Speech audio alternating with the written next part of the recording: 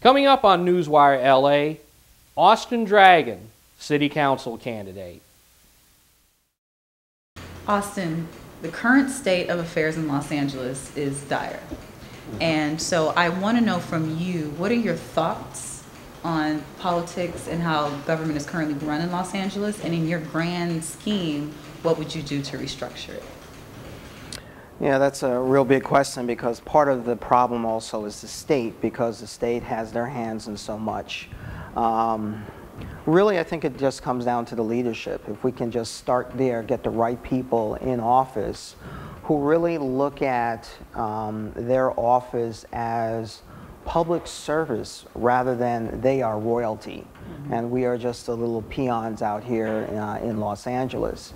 If their bottom line is, I'm going to do right by my community, I'm going to get things solved, rather than I'm looking for my next higher office, then things will dramatically change. But it really comes down to the leadership, and that's what we don't have. And once we have those leaders that have the right priority, their heart in the right place, we start getting things done, then we could start looking at some of those other issues, which include the state, which is meddling. I think they just meddle too much. Then we have the county has a piece of the pie, then we have the federal government, so we have all of these actors in what goes on in our city. So that really is a problem, but it starts with the leadership in City Hall. Okay.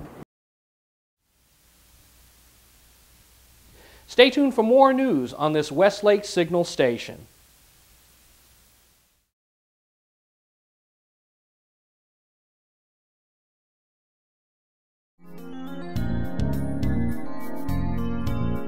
And now, a Newswire L.A. editorial.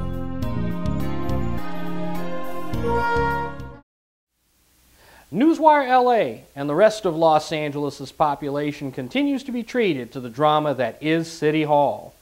Today's episode centers on redistricting, which is a process that takes place every 10 years as new census data is released.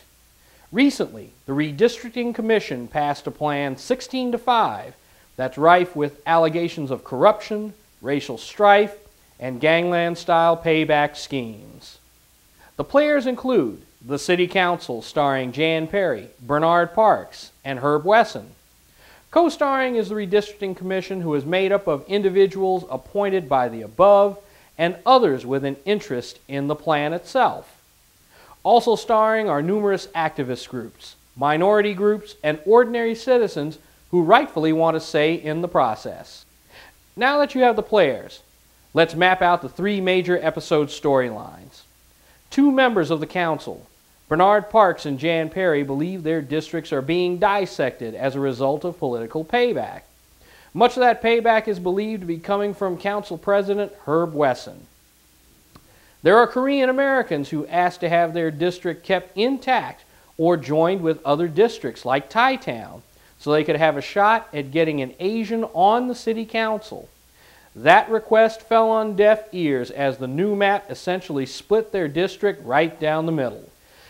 There are Latinos and Latino activist groups who believe the new map will take away at least one Latino council seat.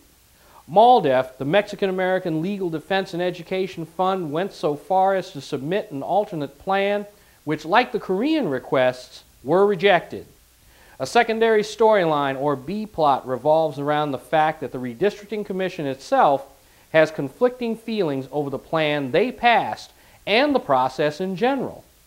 Some have described it as ugly and dysfunctional, while one member says it actually left him guilt-ridden. The Ewing Ranch on Dallas didn't have this much drama. Maybe the humble staff here at Newswire L.A. can offer some clarity to all of the parties involved. The process of redistricting is supposed to be based on creating districts with equal population numbers. But what we have is a process that has become overtly political and race-based.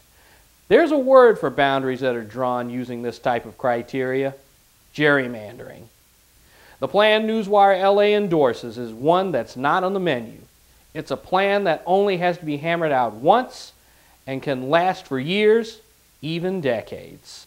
The plan we're talking about is to create districts based purely on a geographic model.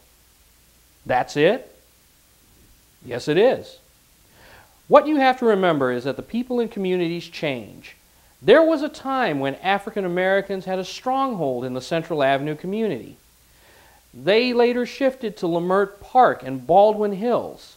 Using recent census data, we now see that African Americans are shifting out of the city and even out of the state. Latinos replaced the Jewish population in the area known as Boyle Heights. The Jewish population later migrated over to Hancock Park, and the stories go on, and so on, and so on. Whereas populations shift, geography is constant. Roadways are still in place as they were when they were first laid in. Houses and most business structures are still on the same plots of land on which they were built. The city's charter, we believe, should be amended to follow this model. Additionally, this model should be used by the county and state, both of which are also in their own processes of redistricting. Okay, if it's so easy, why aren't we doing it now? Well, the L.A. Times summed it up by saying, council district boundaries are redrawn every 10 years following the release of population numbers from the U.S. Census. The process is inherently political because it can boost or sap the influence of politicians, neighborhoods, and community groups. Now I want to address my next set of comments to the players in this fiasco. Politicians, shame on you for using redistricting for your own gain. I know you're not the first and probably not the last to do it, but you are continuing a process that ultimately does nothing to serve the constituents you were elected to serve. Citizen and activist groups, I do understand that for far too long the interests of minority communities have not been represented. However, are we at the risk of resegregating ourselves? When I hear the terms Latino districts, black districts, or Asian districts, I tend to get the feeling that resegregation is creeping in, which means that instead of taking steps forward, we're rapidly taking steps backward. I believe that government should be for the people, by the people. The changes we endorse probably don't have a ghost of a chance of being written into this cliffhanger, but maybe in the next episode, to be written a decade or so down the line, it could have a happier ending with what we're proposing. That's our position. What's yours? You can post written comments or a rebuttal video on our Newswire L.A. Facebook page. The best of those could be used in a future broadcast or rebuttal segment. You can also send us comments via our email system. Use this address, newswirela@gmail.com. Comments and videos must adhere to general broadcast standards for content and language.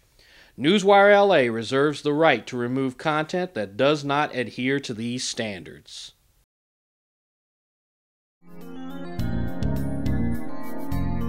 Thank you for joining us, and this concludes our broadcast day.